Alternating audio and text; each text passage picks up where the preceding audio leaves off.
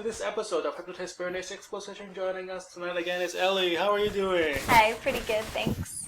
So, remind us, the last time you were here, you were in Berkeley College. Yep, still am. Still, and what were you studying? I am now a performance major officially. Declared performance, yes. The first time you were here, you were not sure. I wasn't sure I was going to do pro music with a concentration in performance, but decided to go the performance route. What makes you take that route? Well, I guess it's just because with the concentration in performance, I couldn't really study as many classes about performance as I wanted to. I would still have to take so many music business classes, less recital classes that I wanted to, that sort of thing. Okay. So I really wanted to do concerts and recitals and more private lessons, that sort of stuff. So this is the track that has less business. Yeah, less business stuff involved. I do still really like the business aspect of music, but because they don't offer a music business minor yet, I'm taking those as elective courses. So I took a Introduction to Music Business for an elective, that kind of thing instead. What kind of things do they teach you? In Intro to Music Business? Yeah. A lot about copyrights, what a derivative work is, that sort of thing, how you know if... Do you learn to manage your own music? A little bit, yeah. You do learn some stuff about royalties, that sort of thing. You basically learn what's illegal to do with your music and what's not, because a lot of musicians will face the problem where it's, when am I just performing a cover and when am I taking someone else's work and essentially plagiarizing? How much of another's work can you borrow before? Well, you can certainly borrow chord progressions. So how a song sounds, you can borrow just the very basics of a song, the bones and the skeleton. You can borrow some of that. But if you're borrowing, but a song is only comprised of 5 or 6 notes per. No. Chords, it is generally only 5 or 6 chords, sometimes a lot more, sometimes a lot less. And you can't copyright a chord progression because there's only so many that you can do. Right. But you can copyright a melody. Okay. So, for example, if you were to take a really, really well-known bass line or a really, really well-known melody that just everyone knows off the top of their head, that is really common, that's really famous, and you were to put that in your song and say, oh, this is my own, I thought of it, they'd go, is it true that you, as long as less than 10 seconds does it, then it is okay? Or if it's less than 10 seconds, I mean, I guess the same rules would really apply. If it's obvious that it's someone else's work, then it's someone else's work. So what do you think about, YouTube and I don't know, like Napster? I haven't been on for a while. Oh, I haven't been on ever. or for those file sharing. Just for sharing a bunch of music. I mean, they're essentially really useful. Free music. It's really useful, and I use YouTube all the time. I mean, all the time for songs. But isn't that just major infringement? Well, no. I mean, without, if you're listening that infringement is much bigger than any. If you're just listening to it for free, then, I mean, that's fine. If the artist chooses to put it up on YouTube, they know you're going to listen to it for free, and on YouTube you can earn some royalties. You can get paid through YouTube. Right. But if you're downloading it illegally, then I have so many issues for that. Well, no, but you can't put it on iTunes from YouTube. You'd have to pay for it through iTunes, and then the artist would get money. Right, but you can just download it off YouTube. Yeah, you can use some. You can play it offline. Well, that would be streaming. If you're just going to play it online, then that's streaming. But downloading it, putting it on your computer, and being able to use it on your iPod, then that would be downloading. And if you're going to do that for free, then that's just wrong, because the artist worked hard on it, and you should pay them for it. Yeah. I mean, if I'm going to compose a song and put it on YouTube, I know people are going to listen to it for free, but if they're going to have their iPod on it, it's going to be for free, then it makes me sad, because I didn't get paid for it. Do you compose as well, or do you perform? I attempt to compose. You're not banned audio. Oh, sorry about that. I attempt to compose, but I fail miserably. Oh, really? Yeah, I'm definitely a performer, not a composer. Well, you just don't know if it was successfully composed, right? It just... I have the music that we listen to today would be considered failure 100 years ago. It would be noise. Cause true. But I mean... You're just ahead of your time. Sure. Sure. We'll go with that. In a few hundred years, people will listen to my harmony project and say it was gorgeous. Okay. But until then, not really. And when's your last? What was your last recital or? I haven't done too many recitals yet. I know at Berkeley you tend to do more recitals, more concerts the longer you're there, because then you really get to know people, you get to network, and then that's when you have more access to that. But I have done just a couple small performances more in the music theater side of things, because it's not that it's easier to get into, but it's easier to start networking that way if you just pick a certain genre, pick a certain thing that you want to do, like music theater, or go into an ensemble and do that, then it's a little easier to network. But if you just want to start your own concert, then that's a lot of work to just put together. Right. So, I mean, I've done some cabaret, and I've done a little bit of, let's see, what was it called? Curtains Up. Was a small... That was Berkeley students wrote their own music theater songs. Oh, wow. So the talented composers wrote music theater songs and had Berkeley students sing it. I auditioned for that, and so I sang some musical theater pieces that Berkeley students composed, which was really fun. They were really good. That's the stuff that I can't compose. So how many courses are you taking again? I'm taking 11 right now. That's crazy. Yeah, it's a little insane. How do you even get 11 courses? What's the maximum load? I know a girl who's taking 13. Really? I have no idea how she's doing that. How many credit number? 16 credits is the maximum, and the thing is, right now... If you take 11 classes? It's because a lot of my classes are 1 credits. So when you're a performance major, you have to take a lot of labs and a lot of ensembles, and those only count for 1 credit. So I'm taking a lot of labs and ensembles this semester. How does that work? So what do you do at a lab? Well, so it's a separate evaluation, or it's like a part of a bigger course?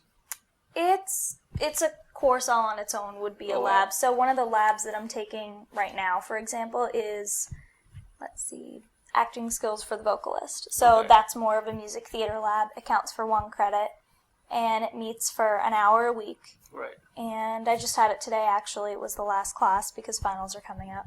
Okay. And so what you do in the lab is you learn songs that, the professor assigns. Right. You learn different techniques, different exercises. I mean, that's what I did in this class anyway. Right.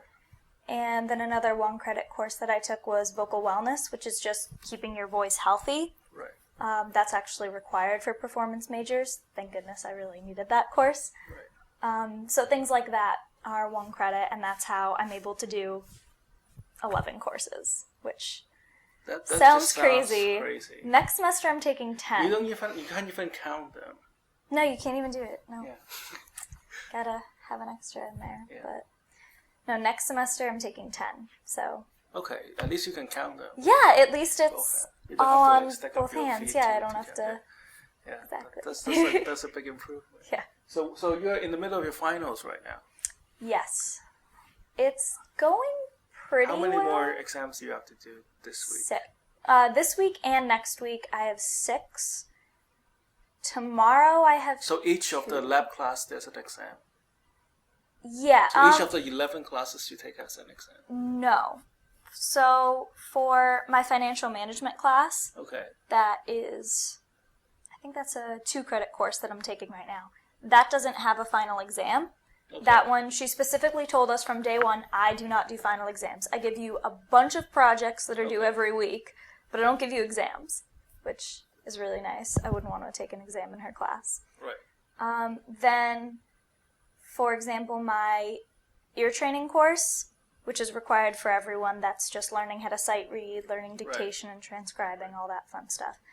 That has 2 exams. It has 2 different parts. Oh, wow. So, on different days or same day? Yes, different days. So oh, wow. I have the dictation part of the exam this Friday. Somebody really likes the drama of grading exams. Yes, he does. He's a great professor, and I'm taking him again next semester, but... Most professors don't even look forward to grading papers. I guess he does. This I guess he likes to, gets some kick out of it. yeah, I don't know. It's his hobby, I guess. Yeah, he gives us a lot of quizzes, too. Oh, yeah. So he really enjoys grading stuff. So earlier you talked about you were stressed about your exams. A bit, yeah. I mean, there's just so many. So it's not necessarily the exams itself, I guess, that I'm most stressed about. It's just I really do want to make it on the dean's list this semester, Oh, really? of course. Are you close? Are you... Last semester I was off by 0.01 points. How 0.01. That's not even... What is the requirement? You need 3.5, which is a B. Okay. And I had a 3.49 because I had a B- in one course, and it killed me. Bastard. So upset. I know, I was so frustrated. I was so frustrated. And I should have gotten a B in that class, too. Right. I don't know why I got a B-. I was so confused. Yeah, you sound pretty stressed about that. It was frustrating. It was so frustrating, the injustice of it all. But I know. right now I know that 9 out of the 11 courses that I'm taking, I'm pretty definite I'm going to get an A. Nice. But the 2 that I'm not sure of... But it's an average, right? It's going to pull it back up. Yeah, but if you get lower than a B, if you get a B-, then you can't make the dean's list. Oh, at all? At all. And right now in harmony... Come on, Dean. I know! Yeah. Oh. It's called an average, you know. But in harmony, I think I have a B+ right now. Oh, But I got a 72 on the midterm. What is that? That's a C-. Oh. So if I do that poorly on the final... You should be in Canada. In Why should I Canada, be in Canada? A is 80s and above. B is 70s and above. In 90s. Canada, so What's if you're in 90s Canada, and above in Canada? Do they not have... That's is it A. still out of 100? Okay. That's A, yeah. So it's really easy to get an A. Well, they make the test harder.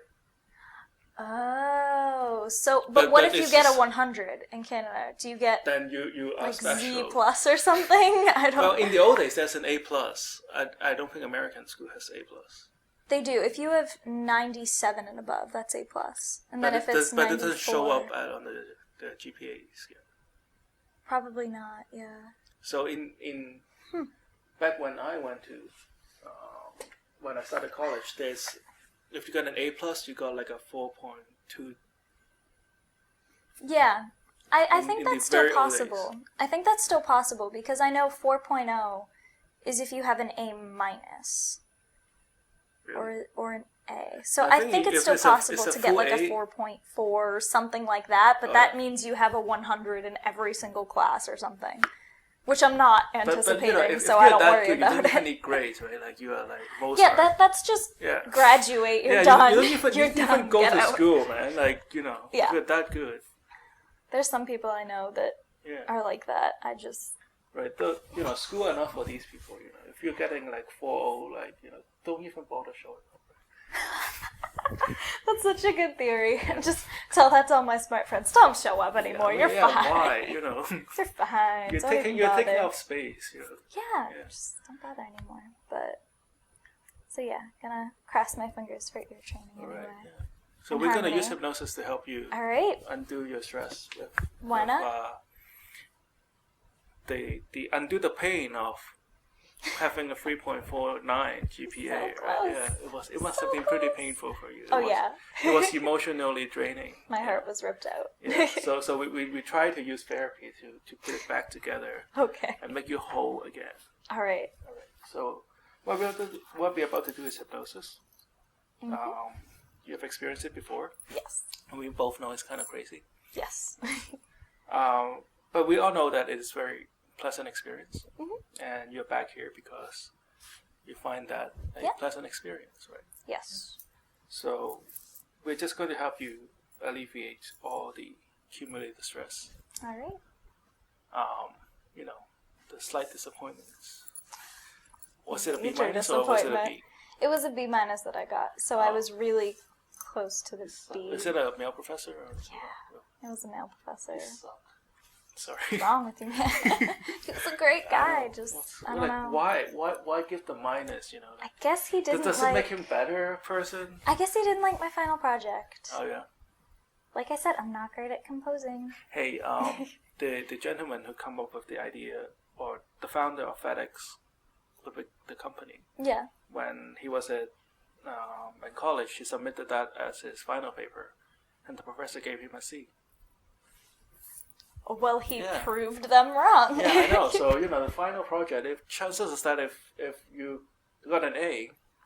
Let's be honest, though, there's so few people like that. Like the FedEx guy and like Bill Gates and all be that you, who don't go to college. There's so few people. That could be you. But I'm in college. And I'm not getting C's, I hope. So does that mean I will... Well, B minus, for your standard. Well, yeah, I have pretty high standards of myself. Yeah. I can admit that. Maybe too high. I don't know. Right. So this session is to help you believe in yourself again, and forget about the unfortunate incidents. Yes. All right. So I want you to just focus on this pocket watch right here. I'm going to count backwards from 3 to 1. When I reach number 1, I would like you to just close your eyes and let your mind drift.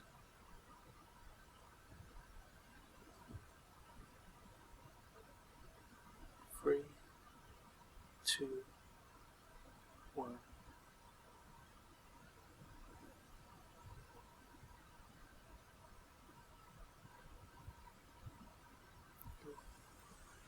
Just let yourself go and drift, sinking deeper and deeper and deeper down. That's right. Feeling so good, so warm, so wonderful. I'm going to count backwards from 5 to 1. With each number I count, feel your body sinking twice as deep into hypnosis. Body becomes twice as heavy, and mind becomes twice as light. I want you to imagine that there's a helium balloon floating in the air. And the helium balloon is attached to your wrist right here. Now with each number I count backwards from 5 to 1, you find the helium balloon getting bigger and bigger and bigger. And you'll find your hand right here getting lighter and lighter and lighter. With each number I count, you'll find that your hand is going to start floating up, up, up into the air. 5, 4. Find your hand getting lighter and lighter and lighter. And your legs is becoming heavier and heavier and heavier.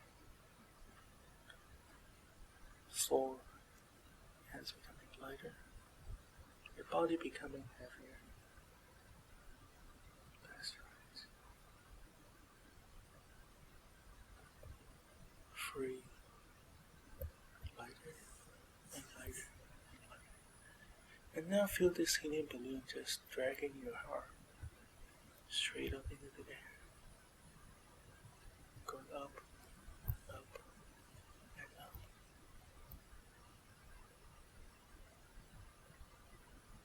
3, 2, going all the way up. That's right.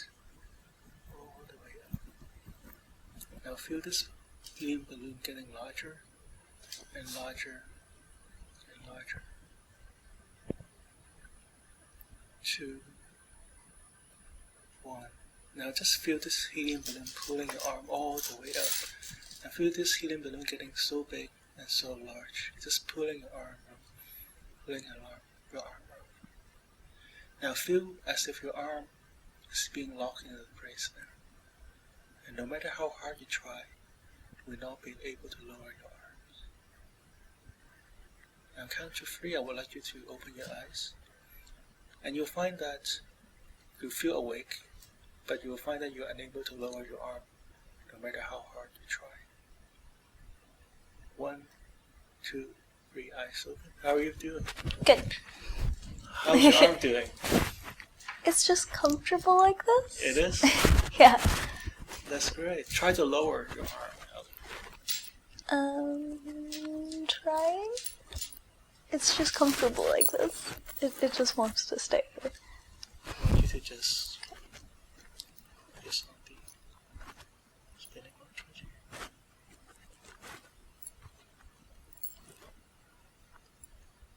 3, 2, 1. Sleep. That's right. Now I want you to imagine the balloon getting smaller and smaller and smaller. And just feel this helium balloon letting out all the gas. And your arms slowly drift back right onto your arm, to your legs. That's right. Just let it slowly drop.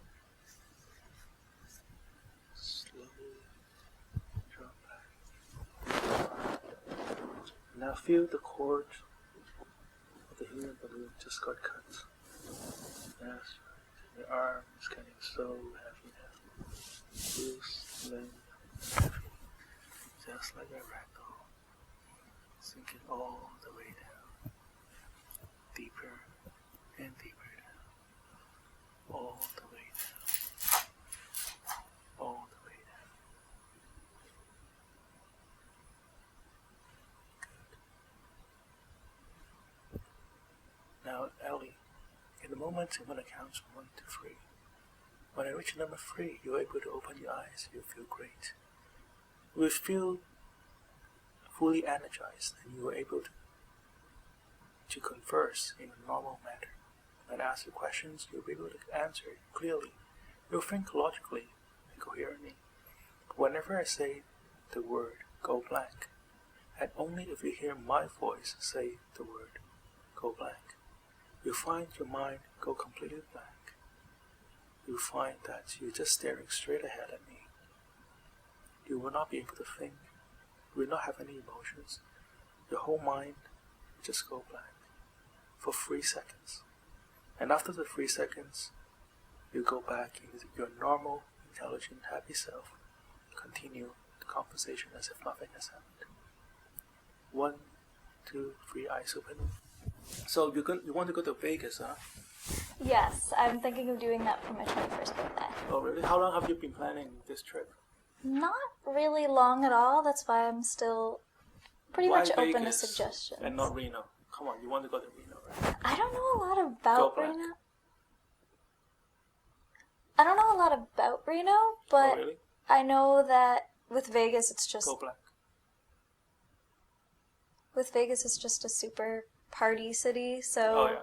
and I've never really been a party girl at all, so I figure, So I'll change that. So you're going to change just from for that from a one sweetheart birthday. Girl, Yes. and transform. Like, do you have any costume? No. Like a devil? No. Not even at all. Go blank. So where else would you like to go? So if let's say if not Vegas and you have a ton of money saved up, where would you go instead? South of France, without a doubt. Oh yeah. Yes, I've been there before, and it is Go so blank. beautiful. It's just definitely Go my blank. favorite. So it's just definitely my favorite place to be. Where in southern France, like the province? I don't remember exactly where we were, but I remember my parents telling me stories. Yeah, I remember my parents telling me stories about how we were right near so many famous people's just their What do you houses. mean by famous people? I'm trying to think the exact name. I can't even remember it now. Oh, yeah. But it's just so many people have summer homes down there, especially celebrities. Are the ones that can afford it anyway. Nice, nice. Do you what other recollections do you have about southern France? White convertibles. I remember my dad rented Go a white convertible. All the way. Feeling so good. So calm. So wonderful. Now in a moment I want you to open your eyes. When you open your eyes, I would like you to just stare into the red dot into the camera. And as you stare into the red dot of the camera, you find your mind going completely blank, blank, blank. You find that all your worries will just dissipate and burn away into this red dot. You find all your stress over the last year, or since college, will be totally burned away into the red dot. You find that all the disappointments you have about grades and school and the people that may have let you down over the last year, you find all those negativity be burned away. And as you do so, you find that your mind become much more bright and open to all the possibility and all the joys in life. 1, 2, 3, eyes open. Just stare into the reference. Going blank, blank, blank.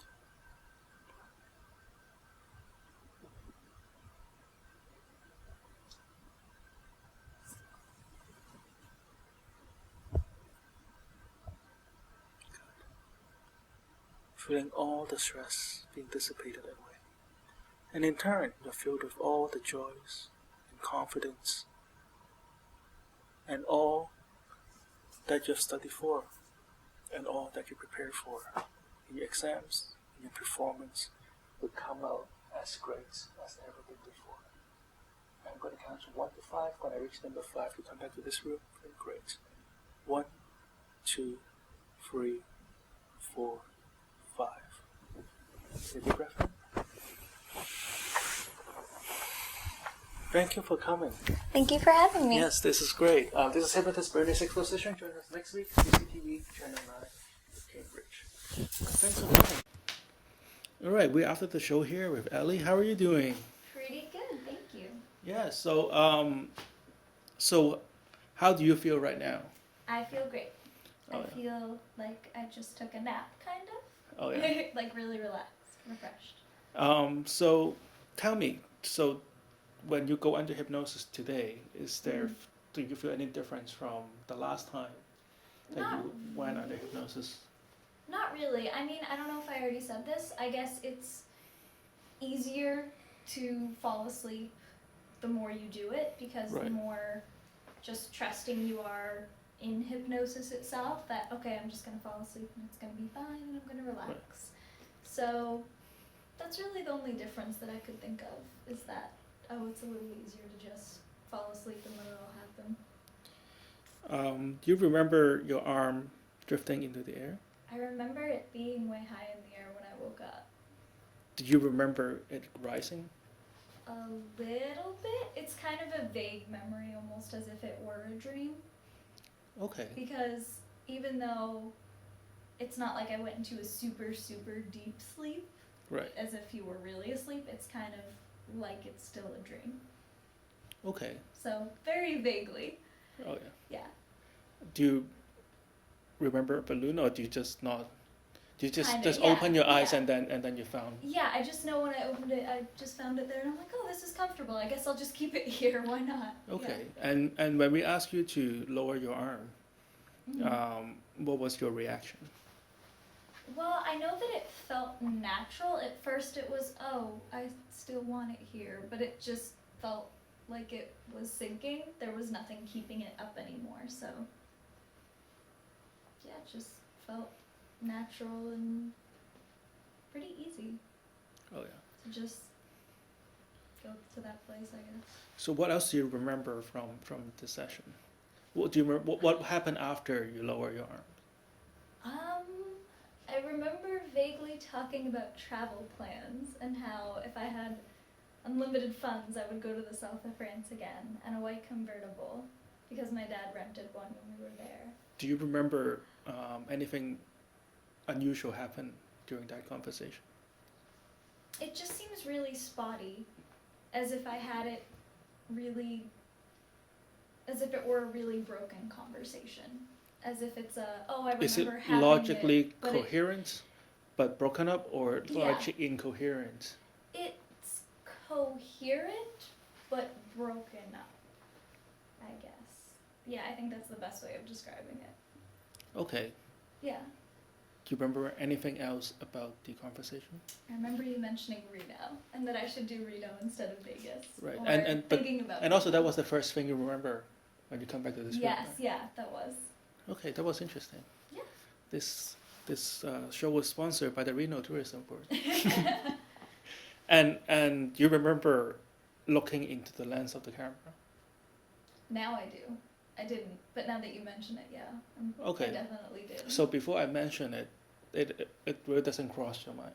No, it didn't. Okay. But now that you say it, yeah, I definitely Okay. did. It just wasn't the first thing that I thought of, because it wasn't conversation, I guess. It was Do you just remember a focus. what happened, or what was happening in your mind as you were looking into the red dot in the camera? I think becoming more relaxed, just focusing on, I guess, just what I need to do. Okay. I don't know. I mean, I know that once I was done with that and I woke up for, I woke up for the Right. last time, and then I felt great, but I don't remember exactly what I But was before feeling I after mentioned that, you were not consciously thinking that episode had happened Correct. during the trance. Oh wait, Yes. was that interesting for you? Yeah, it definitely Is was. it something that you expect to happen I with your ability of your mind? It's not necessarily something that I ever expect, but it's almost a pleasant surprise. Just like, oh wow, that's really cool that it's really easy to go in and out of sleep, really easy to just let everything else go away and focus and relax. And so it's not that it's expected, but the human brain is awesome, and That's awesome. yeah. Well, thank you so much for coming. Yeah, thank you. Good for luck having with your me. exam, and hopefully see you back here soon, very soon. Yes, thank Okay. you.